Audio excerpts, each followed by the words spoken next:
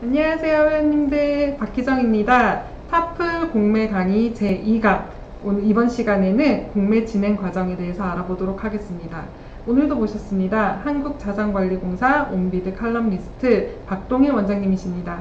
원장님, 반갑습니다. 네, 안녕하세요. 한 주 동안 잘 지내셨어요? 예, 희정씨도 잘 지내셨죠? 네, 이번 시간에는 공매 절차에 대해서 설명을 해주신다고요? 네, 우리 지난 시간에 온비드 시스템에 대해서 기본적인 내용들을 조금 알아보았어요. 이번 시간에는 실제로 입찰하기 위해서 단계별로 필요한 내용들이 조금 있습니다.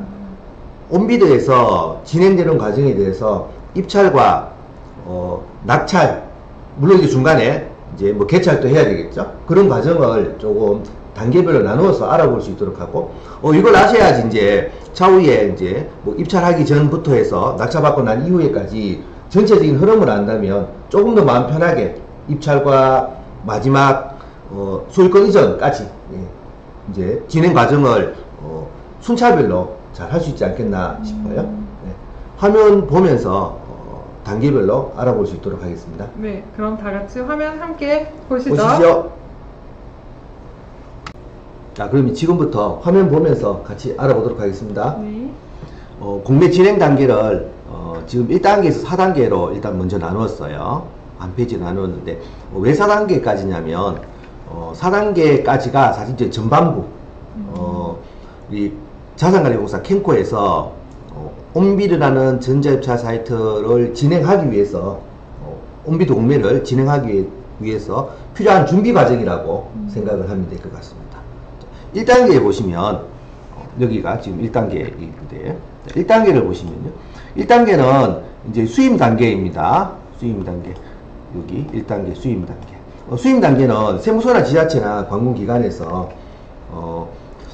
온비드 공매에서 우리 세금을 체납했으니까 이제 공매를 진행해달라라고 수임을 할 거고, 또 이제 물건 같으면 예를 들면 경찰서 뭐 이런 데겠죠. 이런 물건들이 위임이 들어오게 되면 온비드 공매를 절차상 진행을 할 수 있는지에 대한 검토를 하게 됩니다.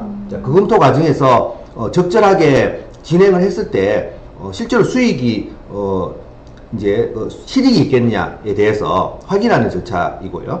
만약에 실익이 있다라고 확인이 됐다면 이제 진행을 하게 되는 거고, 두 번째 단계에서는 내가 가격 결정을 하게 되는데요. 요거 하기 위해서 이제 감정평가를 하게 됩니다. 감정평가하게 되고, 현황조사 같은 경우에는 온비드 공매 담당자가 직접 누가 살고 있는지라든지 임차인이 살고 있다라든지 그래서 현황조사를 또 해야지 되겠죠. 이렇게 해야지 얼마에 매각할 거다는 것을 이제 확인을 이제 할 수가 있게 되고요. 3단계 가시면 공매 공고, 관계인들에게 공매가 진행됩니다라고 알려야 되는 거죠. 알리는 과정이고, 그리고 혹시 임차인이 있다면 그 임차인에게 배분 요구를 하라고 안내를 드리고, 배분 요구 날짜를 또 정하기도 하고, 그래야지 배분 요구를 해야지 이제 배분해서 이제 받을 수가 있으니까 그렇죠.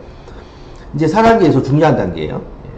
송달을 하게 됩니다. 송달. 네. 여기에서 송달은 등기를 송달을 해야 됩니다. 등기. 그리고 이게 송달이 되지 않는다면 진행에 문제가 많이 또 있을 수 있으니까 이 송달은 여러 가지 방법으로 송달을 합니다. 기본적으로 뭐 주간에 보내기도 하고 우편으로 보내기도 하지만 혹시나 이제 기간이 길어졌을 경우에 송달이 안 돼서 진행이 안 된다면 또 어려움이 있을 수 있으니까, 예. 그래서 여러 가지 송달 방법을 해서 송달을 하게 됩니다.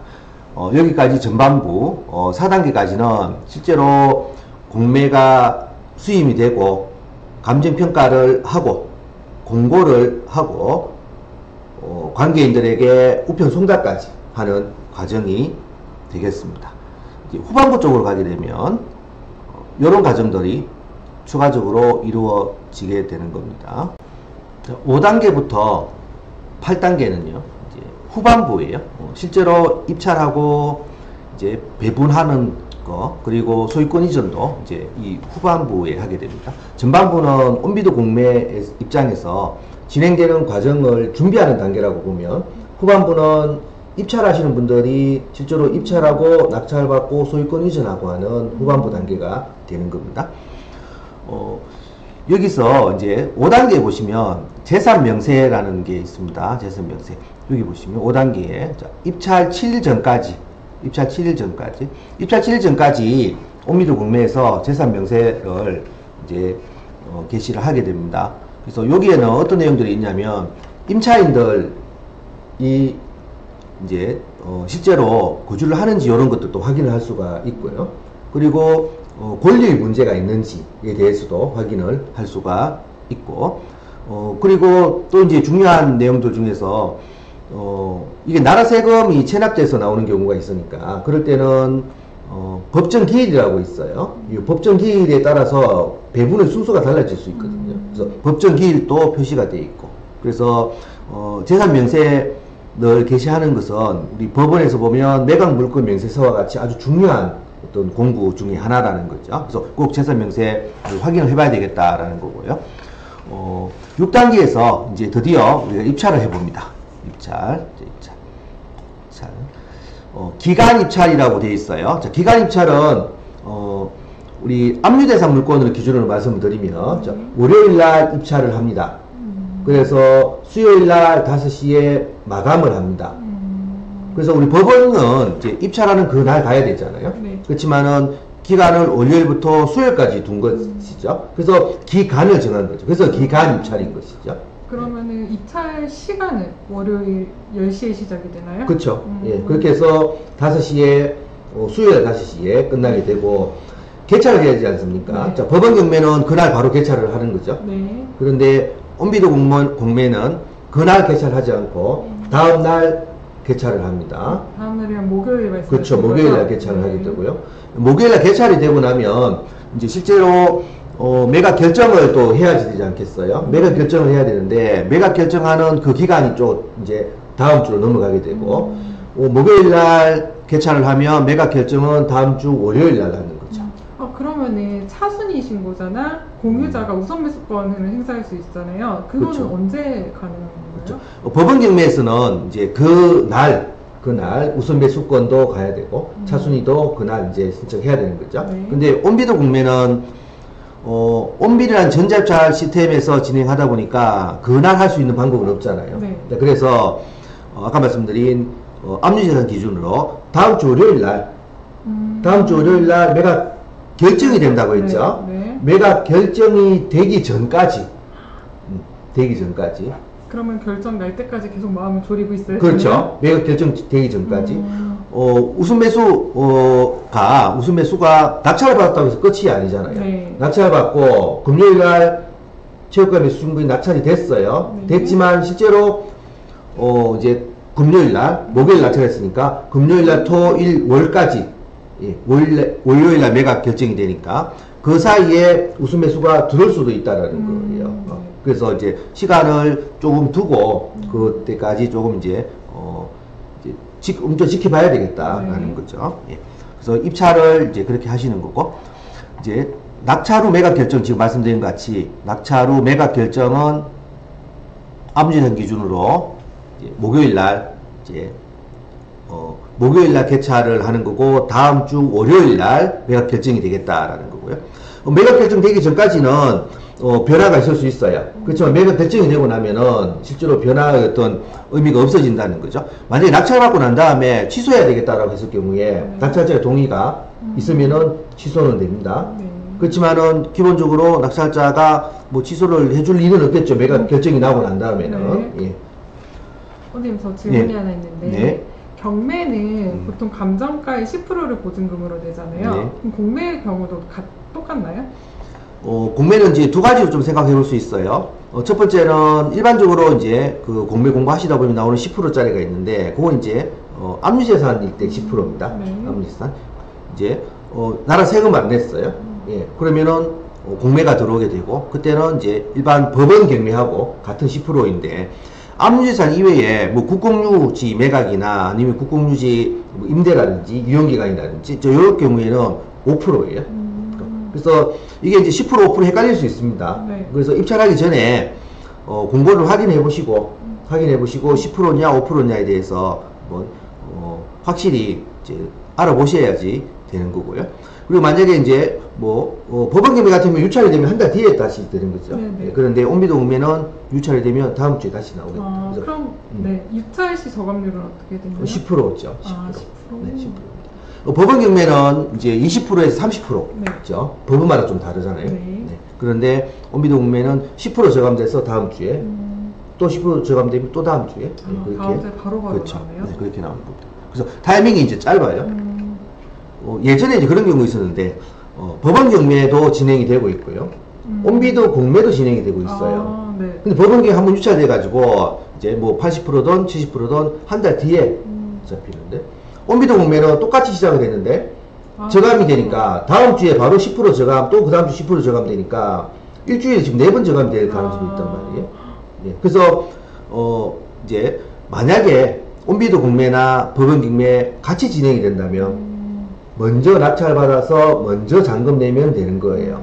꼭 확인을 해봐야겠네요. 그래서 온비도 공매가 이제 빠르게 진행이 되는 거다라고 보면 되겠죠.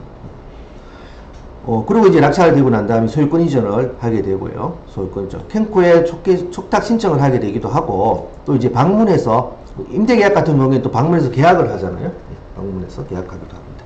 그리고 이제 배분을 하게 되고, 소유권 이전하고 하기 전에 잔금을 내야 되는데요. 이 잔금은 3천만 원 이상이냐 이하에 따라 좀 다릅니다. 이것도 마찬가지 이제 압류재산이냐 아니냐에 따라 달라질 수 있는데 일단 기본적으로 압류재산 기준으로 생각한다면 3천만 원 이상 같으면 법원같이 한 달 정도, 30일 정도 안에 내야 될 것 같고 만약에 3천만 원 이하라면 일주일 만에 이제 내야 됩니다. 법원 경매는 뭐 3천만 원 이상 이하든 관계없이 이제 한 달 정도 여유가 있는데 온비도 경매는 3천만 원 밑으로라면 일주일 만에 내야 되니까 조금 빨리 서둘러야지 되는 거죠. 근데 만약에 기간 내에 납부를 하지 못한 경우는 어떻게 되나요? 납부하지 못하게 되면 영업 개시일 기준으로 10일 이내로 다시 날짜를 잡아줍니다. 그럼 그때 내면 되는데 만약에 그때도 이제 못 냈다면은 매각 결정을 받았지만은 사실 이제 그때 이후에는 매각 결정을 취소하는 거죠. 네. 이제 소유권 이전 뭐 이런 과정에서 마지막 단계 이제 배분을 하게 되고 배분은 우리 법원 경우에도 마찬가지고 이제 낙찰받게 되면 이제 순위에 따라서 배분을 이제 하게 되는데요. 주택임대보호법에서 최우선으로 받아가는 금액이 있을 수도 있고요. 국세징수법, 근로기준법에 따라서 이제 민법보다 앞서는 특별법에 따라서 배분을 먼저 받아갈 것이고, 그 다음 이제 이제 건재량이라든지 이런 이제 순위에 따라서 이제 또 받아가기도 하고, 일반적으로 우리 온비도 공매나 법원 경매의 배당이 특별히 다르지는 않겠다라는 거죠. 예. 그래서 지금까지 이제 후반부 5단계에서 6단계까지 7단계 8단계까지를 말씀을 좀 드렸습니다. 혹시 추가로 뭐 다른 게 또 궁금한 게 또 혹시 있으신가요?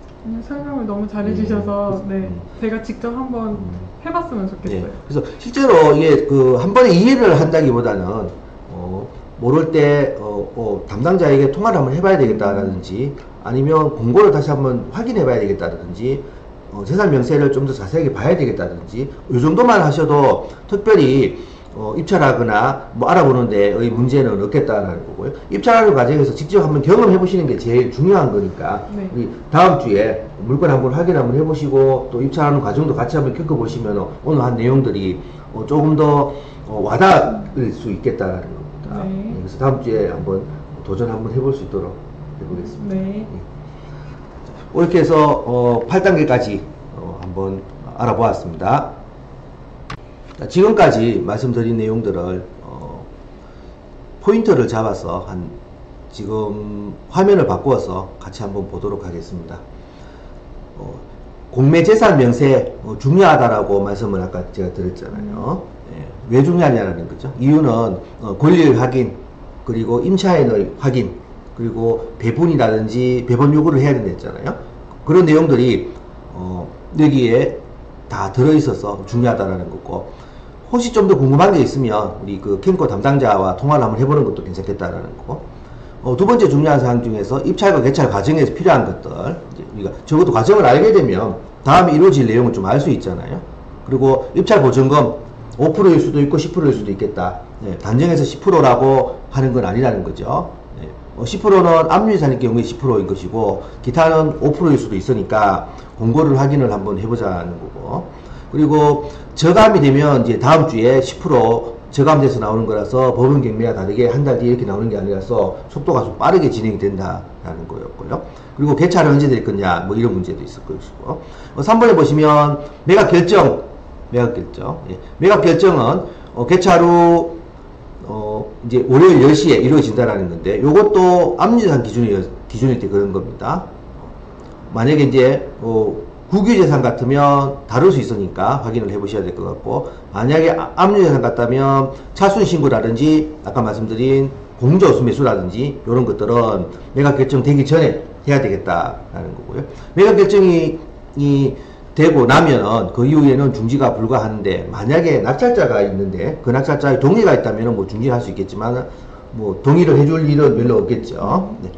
잔금 납부, 소유권 이전도 이제 법원 경매와 조금 다른 점이 있고, 3천만 원 이하이냐 이상이냐에 따라서 7일 이내 아니면 30일 이내로 구분이 되어 있는 거죠. 그리고 소유권 이전을 캠코에 촉탁 신청을 할 수가 있고, 아니면 방문 이후에 계약을 또 할 수도 있고, 방법은 또 여러 가지들이 있습니다. 자, 지금까지 포인트 4가지 이제 우리 입찰하면서 중요한 내용들 전반부와 후반부 나누었고, 저 후반부 중에서 5단계와 8단계, 사실 5단계 8단계가 사실 우리가 중요한 일들이고, 그래서 5단계 8단계 중에서도 포인트 공매재산 명세를 잘 봐야 될 것이고, 입찰과 개찰 때 주의할 점들, 그리고 매각 결정 전에 마음을 조금 졸여야 되겠다라는 거죠. 매각 결정 이전에 변화가 있을 수 있으니까 유심히 계속 관심을 가지고 계셔야 될 것 같다. 낙찰이라고 끝난 건 아니다라는 거죠. 네. 그리고 대금 납부 기간과 소유권 이전도 마무리를 잘 하셔야지 잘된 낙찰, 잘된 투자가 될 것이고, 이후에 이제 물론 이제 가치가 더 상승돼서 투자가 잘 됐다라고 그렇게 평이 되면은 좋겠죠. 일단은 과정에서 중요한 내용들을 이렇게 정리를 좀 한번 해봤습니다. 우리 다음 시간에 실제로 입찰하는 과정도 한번 조금 더 알아보고, 그리고 물건 검색하는 방법도 한번 알아볼 수 있도록 하겠습니다. 원장님, 오늘 강의도 너무 잘 들었습니다. 감사합니다. 네, 희정 씨도 수고하셨어요. 네. 우리 희정 씨는 다음 시간에 그 궁금한 내용이나 아니면 어떤 걸 좀 한번 해보고 싶다 하는 그런 내용 있으세요? 제가 지금 1강, 2강을 통해서 이론에 대해서는 배웠잖아요. 이제 제가 직접 실전을 한번 겪어보고 싶은데요. 물건을 검색을 하거나 아니면 직접 입찰까지 한번 해보고 싶어요. 아, 입찰을 한번 해보고 싶으세요? 네. 그러면 우리 다음 시간에 물건 검색하는 거와 또 입찰하는 과정을 한번 좀 해보면 좋긴 한데, 네. 혹시 그러면 입찰을 한번 해보신다는 말은 사전에 이제 조금 알아봐야 될 것이 있다라는 것을 알고 계시죠? 네, 제가 원하는 물건이 있는지 검색도 한번 해봐야 될 것 같고, 제일 중요한 건 답사까지 제가 갔다 올 수 있으면 좋을 것 같아요. 그래요. 사전에 준비를 좀 해주시면 좋겠고, 네. 그러면 우리 다음 시간에 검색하는 과정과 실제로 입찰하는 과정도 우리 혜정 씨가 직접 한번 해보시기를 바라겠습니다. 해보실 수 있으시겠죠? 네, 제가 다음 주에 도전해보겠습니다. 그래. 기대 많이 해주세요. 네. 오늘도 너무 수고 많으셨고요. 다음 시간에 뵙겠습니다. 감사합니다. 수고하셨습니다.